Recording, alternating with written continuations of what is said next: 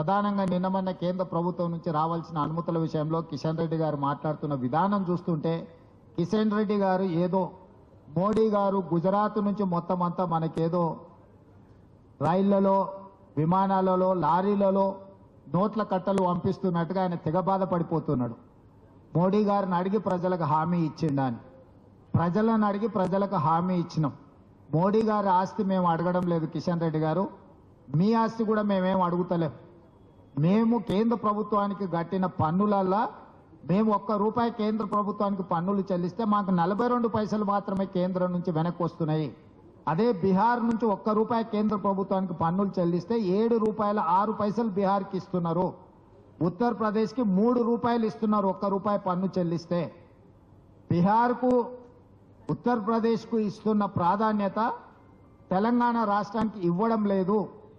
ఈరోజు మీరు అడ్డపడడం వల్లనే మెట్రో రైలు ఆగింది. మెట్రో రైలు నిర్మించడానికి మీ దగ్గర డబ్బులు ఉన్నాయంటున్నాడు. అంటే ఆయన ఉద్దేశం ఏంది? మెట్రో రైలు కట్టొద్దనే కదా. మూసీకి ఈరోజు నిధులు అడిగితే అవహేళన చేస్తున్నాడు, అడ్డుపడుతున్నాడు. మూసీలో పోయి ఆయన నిద్ర చేస్తా అంటున్నాడు.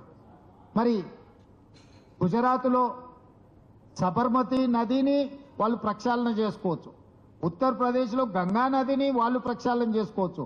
ఢిల్లీలో మొన్న జరిగిన ఎన్నికలలో యమునా నదిని ప్రక్షాళన చేస్తామని ఢిల్లీలో బీజేపీ ప్రభుత్వాన్ని ఏర్పాటు చేసింది.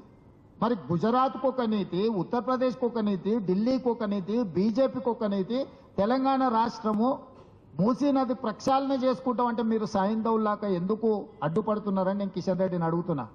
కిషన్ రెడ్డి 100% సైంధవ పాత్ర పోషిస్తున్నాడు. తెలంగాణ రాష్ట్రంలో తెలంగాణ ప్రభుత్వము ప్రజల సమస్యలు పరిష్కరించి మూసీని ప్రక్షాళన చేసిన, విశ్వనగరంగా మారబోయే హైదరాబాద్కు మెట్రో విస్తరించిన, రీజనల్ రింగ్ రోడ్.